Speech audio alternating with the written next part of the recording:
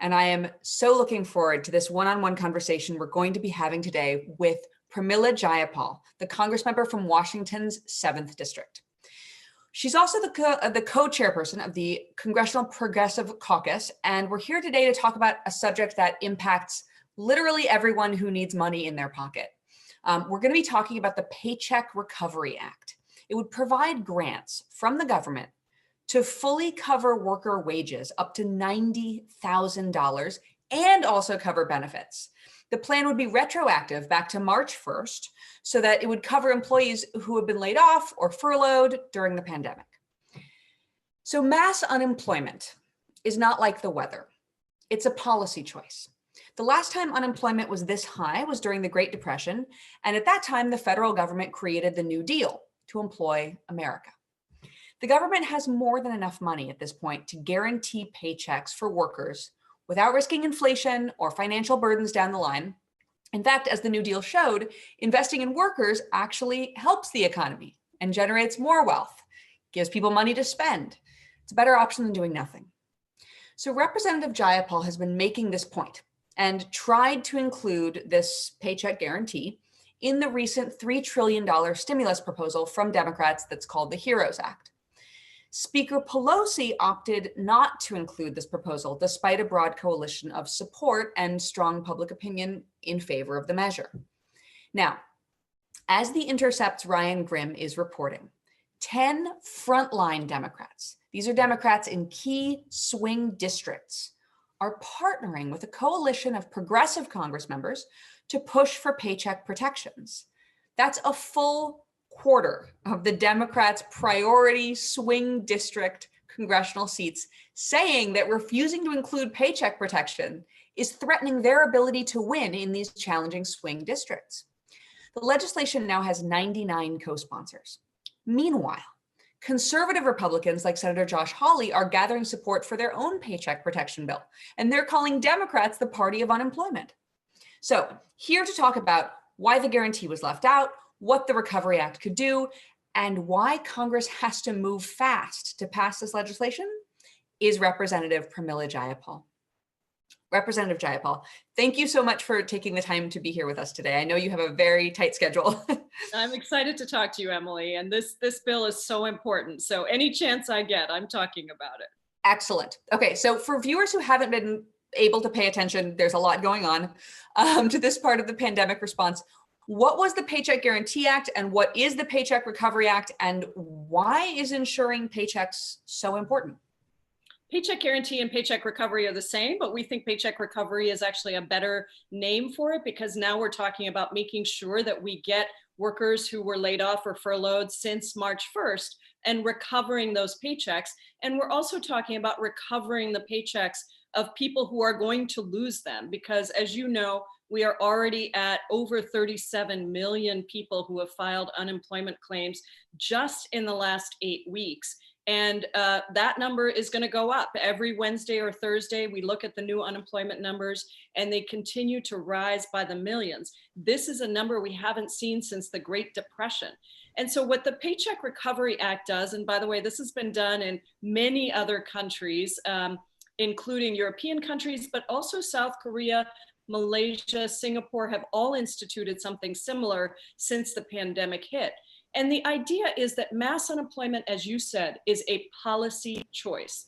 And it is a bad choice for any number of reasons that we can go through. So the goal here is to stop that mass unemployment, to dramatically reduce the number of people who go onto unemployment insurance, and instead provide them with the certainty of getting their paycheck in their pocket every week, couple of weeks or every month, so that they can pay their rent, their mortgage, put food on the table, continue to stimulate consumer demand, and at the same time, preserve that relationship that is so important, a productive relationship between the worker and the business. So in the Paycheck Recovery Act, the federal government would provide a grant, not a loan, not a forgivable loan, not something that goes through banks that can pick winners and losers, but a grant directly to the business. The business would keep their workers on payroll or hire them back if they've already had to lay them off or furlough them.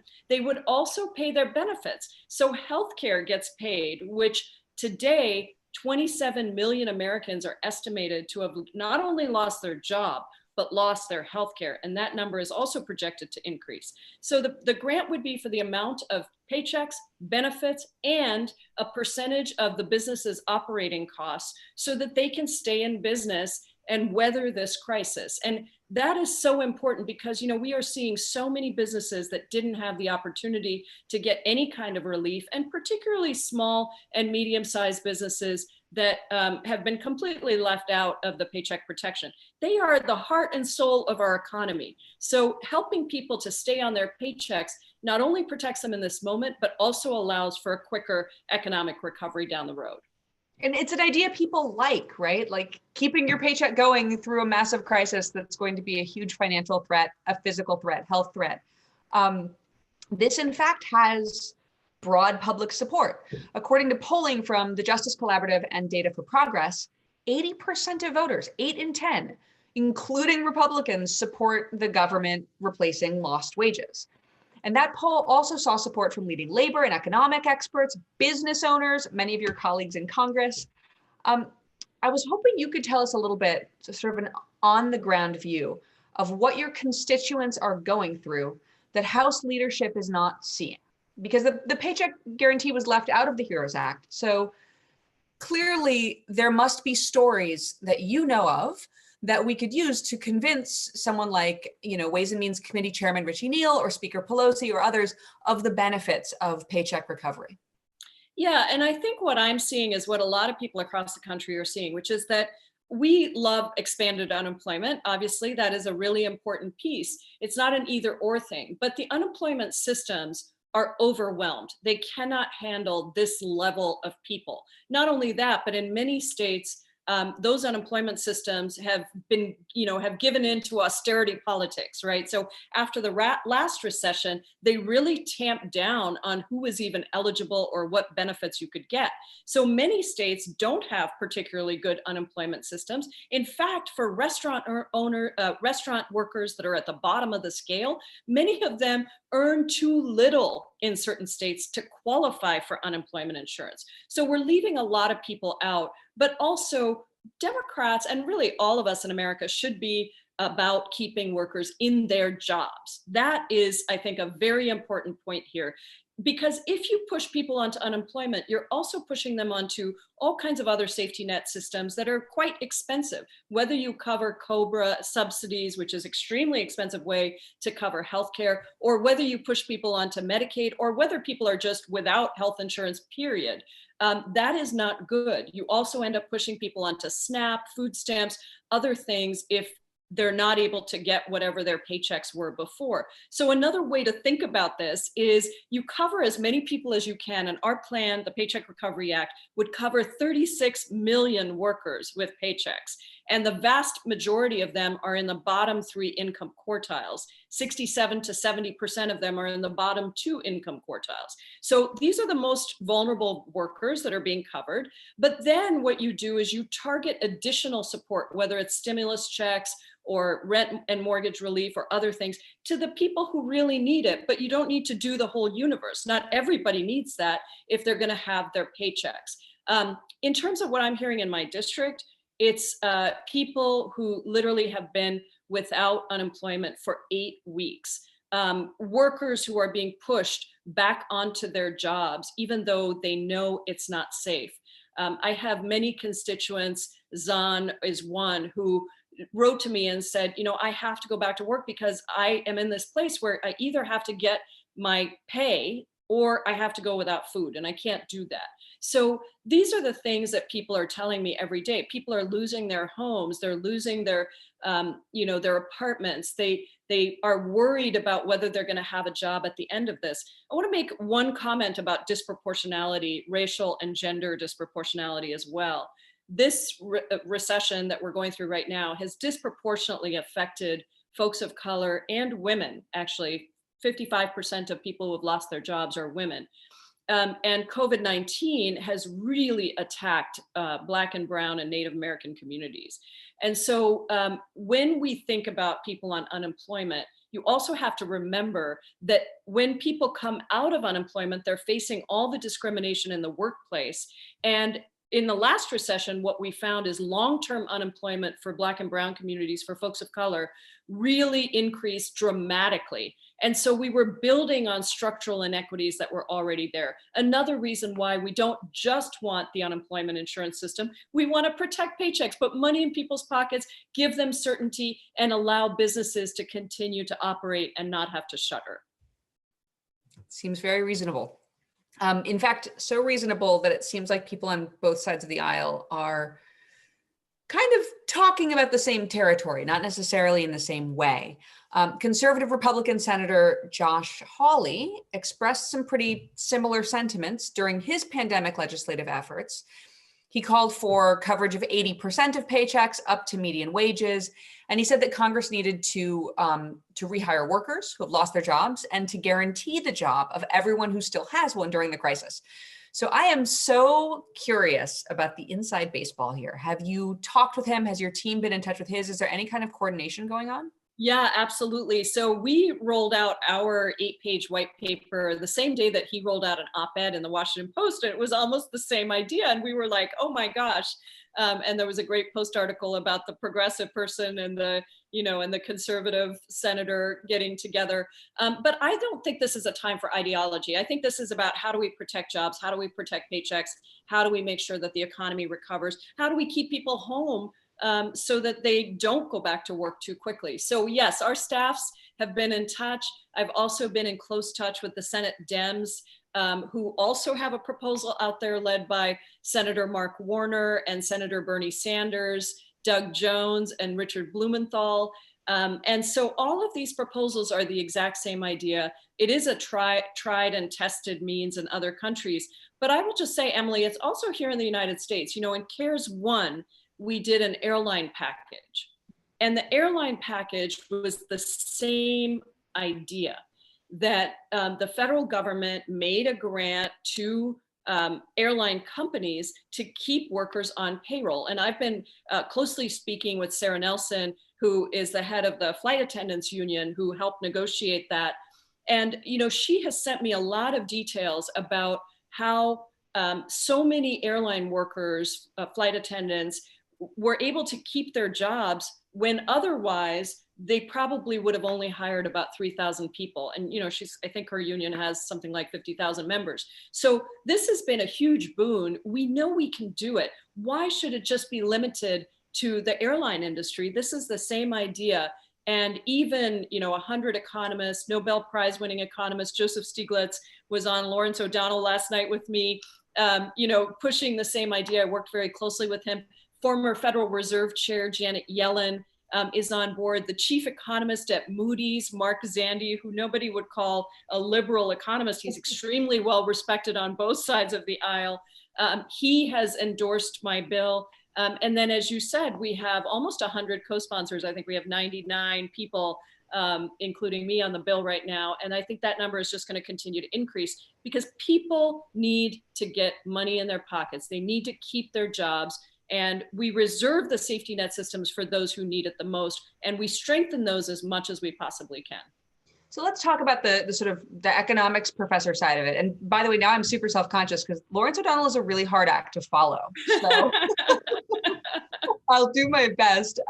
You're doing great. I appreciate that. The New York Times published an op-ed, in fact, by Barnard professor Elizabeth Onanat and Duke professor Anna Gassman-Pines. And their research was really interesting. They texted 1,000 workers. And of those 1,000 workers that they texted, pretty much every single one of them said that they were in financial trouble. Yeah. So I'm hoping we could just kind of take a step back and look at the economic structures at play here. This kind of financial burden, if you don't get this bill passed, if this relief doesn't come into play, what is the financial hit that we could see to the economy as a whole from workers who are struggling? It's going to be massive, and it's on every level, right? You have the individual worker who is going to be pushed out of their home. So more folks who are homeless, more people who are living in poverty, more people who don't have food security, more people who don't have health insurance in the midst of a health pandemic. Literally devastation for so many workers, because remember, Emily, even before the pandemic hit, we had 60% of Americans who didn't even have $400 in their bank account for an emergency. So if we had had a very healthy population, a very economically stable population, maybe you wouldn't see this level of insecurity. But our economy was already the most unequal that it has been in terms of wealth and income disparity since the 1920s. So now you pile the pandemic on top of it. And I just read a piece this morning about seniors, that there's going to be millions more seniors who are retiring into poverty because of what we're going through, because many of the seniors have lost their jobs. Their Social Security income wasn't enough to survive on, so they were doing part-time work or they were doing other kinds of work. And so that's the level of devastation at the individual level. Now let's talk about the economy sort of more broadly. When people don't have money, they don't spend it. And so if my constituents aren't getting a stimulus check, they're not getting their unemployment insurance, they're not getting any other kinds of relief, they haven't gotten a PPP loan, what we are seeing is businesses closing and enormous numbers of businesses that are now permanently shuttering. One thing that's interesting, if you look at the economy, is early on, workers were being furloughed rather than laid off. Now, those furloughs are turning into permanent layoffs, and businesses that had shut temporarily are making decisions about whether they're going to close permanently. So you see businesses disappearing, and with that, of course, you see jobs disappearing. And so for the economy, not only do you not have consumer demand stimulated because people aren't buying stuff, right? But you also are seeing the whole structure of the economy break down. That also means that from a public health perspective, the economic pressure on people and businesses to go back to work too quickly and to not follow public health guidance about how to reopen safely, and to not do that without testing and tracing and isolation capacities in place, you are actually going to worsen the economy because you're going to lengthen the infection, and it's going to take longer for us to recover. And then finally, for the ultimate recovery, think about it this way. If businesses don't have to rehire and retrain workers, you're talking about at least a 6-month lag period that you get rid of. And remember, in a global economy where most of our other countries are doing a Paycheck Recovery Act already, they're going to be ready to go as soon as it looks safe enough for them to ramp up. So on every level, structurally, if we don't do this, we are going to put workers in harm's way, businesses in harm's way, our long-term economic recovery in harm's way, and the structural inequities around race and gender are going to be even further deepened, so deep that perhaps we're not going to be able to climb out of them, even when this is all over. That is definitely not a world that any one of us wants to live in. That's right. And it doesn't have to be that way. I mean, that's the thing I keep coming back to is this is a policy choice. And I think that sometimes people are nervous to do things that are not already in existence because it feels less safe. But the risk of what we're talking about demands of us that we think more boldly, more expansively, and that we're willing to do things that we haven't already done, not just keep throwing money into things that might plug the holes a little bit. I don't want to say that we're not trying to do some things that are helpful. There are many things that are important and helpful, but we need a structural approach to this that really looks at the whole issue of mass unemployment and how we keep money in workers' pockets with certainty and with scale. Fantastic. Thank you so much for being here with us and telling us about this really vital strategy to keep America competitive and healthy and safe and moving forward. We so appreciate you joining us. And we'll thank you today. I know you have to get on back to legislating, but we hope to see you again on the briefing soon. Well, thank you so much for everything you guys do and for lifting up these kinds of really important policies at this critical moment. It's our pleasure. All right, viewers, we will see you tomorrow on the briefing. I'm Emily Galvan Almanza. Thank you so much.